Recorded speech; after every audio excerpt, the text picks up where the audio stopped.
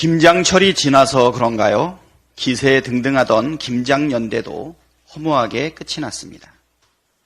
불출마 요구에 버스 90대를 동원해 새 과시를 하며 버티던 국힘당 장제원 의원이 갑자기 불출마 선언을 하고 다음 날엔 김기현 대표가 대표직을 사퇴했습니다.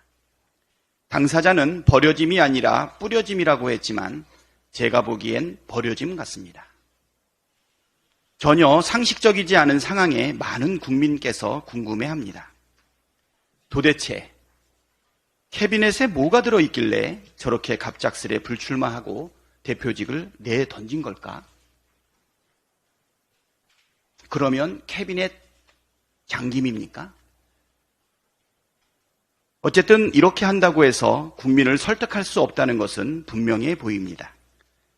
모든 문제의 원인은 윤석열 대통령의 불통과 오만인데 바지 사장을 바꾼다고 해서 문제가 해결될 리 없습니다. 이런 얕은 수로 국민을 속일 수 있다고 믿는 또 다른 오만일 뿐입니다. 장깨로 국민을 속이려고 해봐야 더 큰 분노만 유발할 뿐입니다. 한밤의 군사 쿠데타 같은 정격 불출마 선언과 대표직 사퇴 선언이 김건희 특검법을 막으려는 작전이 아니기를 바랍니다. 김건희 여사가 도이치모터스 주가 조작에 직접 가담한 정황이 언론을 통해 공개됐습니다. 뉴스타파가 어제 공개한 통화 녹취록에는 김건희 여사가 1심 법원이 이미 유죄로 인정한 2020년 10월 28일과 11월 1일이 통정 매매에 직접 가담한 정황이 담겨 있습니다. 보도에 따르면 김건희 여사가 직접 통정 매매를 주문한 정황이 나타납니다.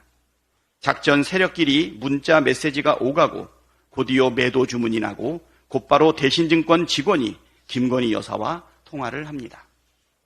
통화 내용을 보면 김건희 여사가 직접 통정 매매를 주문했다는 것을 쉽게 추론할 수 있습니다. 그런데 이건 단지 추론이 아닙니다. 검찰도 그 사실을 이미 알고 있었습니다. 지난해 12월 2일 열린 도이치모터스 사건 1심 재판에서 2차 작전 세력인 민모 씨를 신문하던 공판 검사는 주문을 한 사람이 김건희 여사라고 못 박았습니다. 그날 재판에서 공판 검사는 이렇게 말했습니다. 이때 당시에 김건희 명의 대신 증권 계좌는 영업점 단말로 김건희 씨가 직원에게 직접 전화를 해서 낸 주문이에요.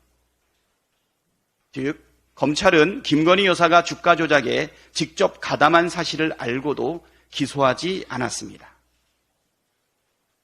그리고 지금까지 김건희 여사를 상대로 제대로 된 수사를 하고 있지 않습니다.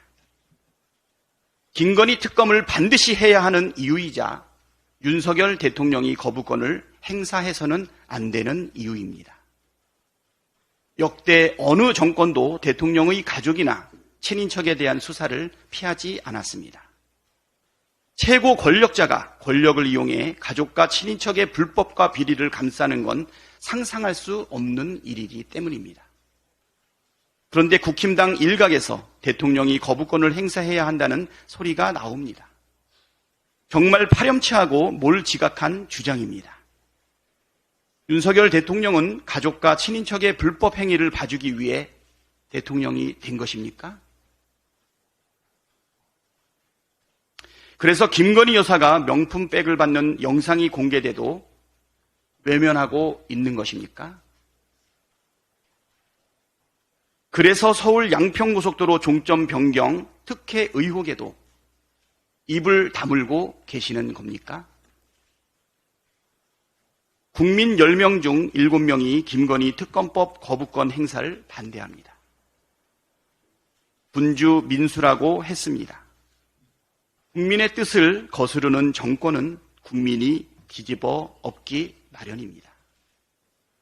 김건희 특검법을 대하는 윤석열 대통령의 태도가 정권의 운명을 좌우하게 될 것입니다. 국힘당의 운명도 마찬가지입니다.